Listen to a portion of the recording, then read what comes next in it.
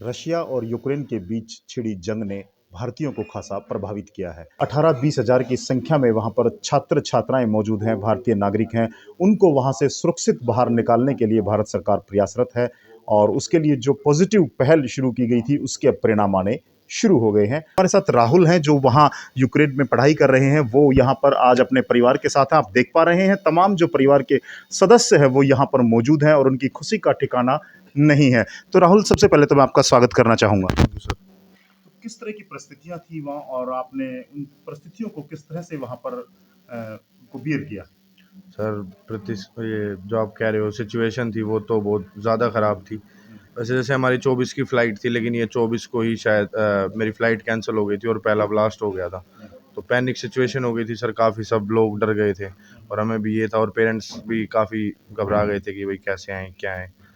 तो फिर वहाँ पे थोड़ी बहुत जैसे कि हेल्प हुई, जैसे गवर्नमेंट से आया था कि आप बसेज़ वसेज़ अरेंज करके बॉर्डर आओ। तो फिर कंसल्टेंसीज़ हैं वहाँ पे, जैसे जो बच्चों को लेके जाती है, उन्होंने बसेज़ वसेज़ प्रोवाइड कराई और फिर वहाँ से हम बसेज़ में निकले बॉर्डर के लिए। तो इस दौरान आप अपने घर पर यहाँ पेरेंट्स से जुड़े रहे, किस तरह से कम्युनिकेशन हाँ सर, जारी रहा? तब तक तो कम्युनिकेशन था और ये जो आने का जो बसेज़ का था उस पे ये था कि इंडियन फ्लैग्स लगा के आप कहीं भी ट्रैवल कर सकते हैं, मतलब बॉर्डर आ सकते हो, कोई भी आर्मी आपको परेशान नहीं करेगी। वो एक बड़ा अच्छा था कि इंडियन फ्लैग्स आप लगा के बॉर्डर पहुँच सकते हैं। आपके हौसले की मैं बात करूं, कुछ दिनों में परिस्थितियां सामान्य हो जाएंगी, तो हम्म। कितने मजबूत हैं, कितने तैयार हैं दोबारा से जब जनजीवन सामान्य हो जाएगा? सर, सही है, मजबूत है। बस ये है कि वहाँ रहते थे सर, देश था, मतलब देश तो हमारा इंडिया ही है, पर वहाँ रहते थे, वहाँ की टीचर्स भी पूछते हैं कि आप पहुँच गए, नहीं पहुँच गए, वहाँ के लोग मतलब सही है, अच्छे हैं। तो यही है, वापस जाके देखते हैं, जैसा जो भी सिचुएशन होता है ठीक रहेंगे, अच्छे से रहेंगे। पढ़ाई बाधित होगी कोरोना काल के बाद, ये दूसरी आपके लिए परीक्षा की घड़ी कही जा सकती है। Yes sir. चलिए, जिस तरह से वैश्विक महामारी कोरोना के बाद ये एक और परिस्थिति भारतीय छात्रों के समक्ष चुनौती के रूप में उभर करके आई है और भारतीय छात्रों की बात करें, नागरिकों की बात करें, उनकी साहस, उनकी जीवटता पूरे विश्व के लिए एक उदाहरण बनेगी।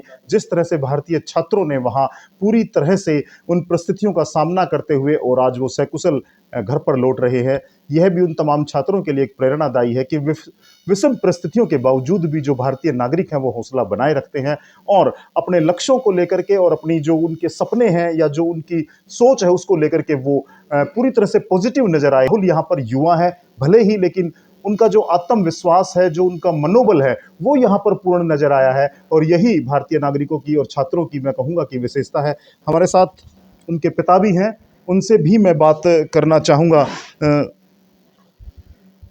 गुरुजी, बड़ी विकट स्थिति उत्पन्न हो जाती है जब हम अपने बच्चों को विदेश भेजते हैं और इस तरह की सिचुएशंस आती है, तो पहली प्रतिक्रिया क्या रही जब आपको पता लगा कि युद्ध शुरू हो गया है? तो क्या सोच रहे थे? देखो सर, दुख तो महसूस काफ़ी हुआ और महसूस होने वाली बात भी है। जब एक बच्चा है और इस तरह विदेश में पढ़ रहा है, हर ये सुन रहे हैं कि भाई वहाँ स्थिति बहुत नाजुक है, बहुत नाजुक है और गोले भी बरस रहे हैं, गोलियाँ भी चल रही हैं, तो महसूस तो बहुत होता है। लेकिन आने के बाद हम खुश भी हैं, लेकिन एक बात दिल में अभी बैठी हुई है जी। कि जो हमारे बच्चे बाकी बच गए अपने देश के और वो जो बेसमेंट में पड़े हुए हैं बेचारे, ना टाइम पर खाना मिल रहा है, ना वो ढंग से रह रहे हैं। बस मैं ये कामना करता हूँ सरकार से और पुरजोर प्रार्थना भी है कि उन बच्चों को लेकर के ज़रूर आए। हमारा आगे हमें खुशी है, लेकिन एक दुख भी है इस बात का कि हमारे जो बच्चे कीव में, कीव में जो फंसे हुए हैं, उनको निकालना अत्यंत आवश्यक है। जी। चलिए, राणा साहब क्या कहेंगे? बहुत खुशी हुई आपको भी, आपके परिवार की तरह है बेटा। नहीं, बहुत बढ़िया लगा भाई साहब, संजय भाई साहब कि भाई बच्चा अपने घर आ गया, माँ बाप को भी तसल्ली मिली है और सारा परिवार अब खुश है। बाकी यही प्रार्थना है परमात्मा से कि भाई जो बच्चे बचे हुए हैं उनको भी हमारी गवर्नमेंट निकाल कर लेकर आए और सब अपने परिवार में शामिल हों। स्थिति सामान्य होने के बाद जैसा भी जो होगा वो आगे देखा जाएगा। जो स्थानीय पार्षद हैं नजफगढ़ से, नीलम कृष्ण पहलवान, वो यहाँ पहुंची हैं और परिवार की सकुशल उन्होंने जाना है और बच्चों को हौसला भी दिया है। तो ये बात कर लेते हैं नीलम कृष्ण पहलवान जी से। बड़ा दुखद समय रहा जब बच्चे हमारे जो विदेशों में थे और इस तरह का माहौल था, तो माँ बाप पर बहुत ये संकट की घड़ी थी।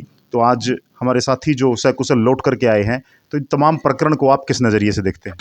देखिए संजय जी, जब फर्स्ट टाइम हमने न्यूज़ में देखा कि ऐसे ऐसे हमला हो गया, मिसाइलें और गोली चली हुई हैं, तो जैन में जो सबसे पहले ख़्याल आया कि हमारे देश के बहुत सारे बच्चे वहाँ एजुकेशन के लिए गए हुए हैं, तो उनका क्या होगा? लेकिन जैसे ही टीवी में दिखाया कि बच्चों को बाहर निकाल के गोदामों में रखा गया है, भारत सरकार के द्वारा बड़ी काबिले तारीफ बात है। ये मैं दिल से बड़ाई करती हूँ कि उन्होंने तुरंत कार्रवाई करते हुए बच्चों के लिए हेल्पलाइन नंबर जारी किया, माँ बाप अभिभावकों को बात करने के लिए नेटवर्क दिया, कटने नहीं दिया, और सबसे बड़ी बात जो उन्होंने पर्सनल बेस पर बच्चों को लाने के लिए फ्लाइटों का अरेंजमेंट किया। इतनी तुरंत कार्रवाई बच्चों के लिए और अभिभावकों के लिए वास्तव में एक राहत फील करवाने वाली बात थी। आप एक मौत के बीच में घिरे हुए हो, ना तो रहने की जगह ढंग से, ना खाने की जगह, और अगला पल पता नहीं आपके लिए क्या होगा। तो ये जो इस सिचुएशन को टैकल कर रहे थे बच्चे, उनके लिए भी और उनके अभिभावकों के लिए भी बड़े धैर्य और साहस का समय था। लेकिन उस धैर्य और साहस ने उनका साथ दिया, और आज धीरे-धीरे पूरे देश के बच्चे हमारे बीच में वन बाय वन करके आ रहे हैं। तो ये मैं भारत सरकार का तहे दिल से, हमारे एमपी साहब प्रवेश वर्मा जी का बहुत-बहुत मैं धन्यवाद करती हूँ कि उन बच्चों के लाने में सबसे बड़ा सहयोग दिया। अभी जो बच्चे बचे हुए हैं, उनके माँ-बाप के लिए आपकी ओर से क्या संदेश रहेगा? उन बच्चों की हौसला अफ़ज़ाई के लिए जो वहाँ बैठे हैं या हमें देख सुन पाएँगे, आपकी तरफ से क्या संदेश रहेगा? देखिए, मैं तो अपनी तरफ से यही कहती हूँ कि धैर्य और संयम ज़िंदगी की सबसे बड़ी पूँजी है।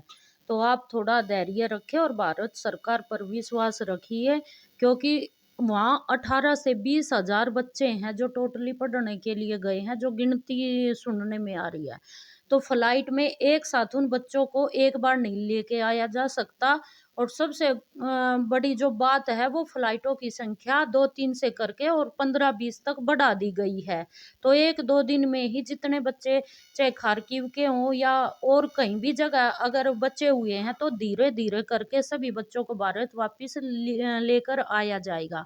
और सबसे बड़ी खुशी की बात है कि उस देश की ऐसी स्थिति होते हुए भी जो भारत झंडे की उन्होंने सम्मान रखा है, जो इज्जत प्रदान की है, वो उस देश के लिए वास्तव में काबिले तारीफ है कि हमारे बच्चों की गाड़ियों को जिस पर फ्लैग लगा के सीमा पर क्रॉस करने की इजाज़त दी गई, उनको रोका नहीं गया।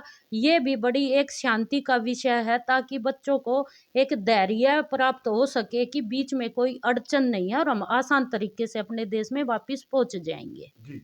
नीतू जी क्या कहेंगे तमाम प्रकरण को लेकर के क्या समझते हैं आप किस संदर्भ में देख रहे हैं? मुझे बहुत अच्छा लगा, राहुल वापिस आ गया है। बस दुखी यही है जो और बच्चे फंसे हुए हैं वो भी आ जाए।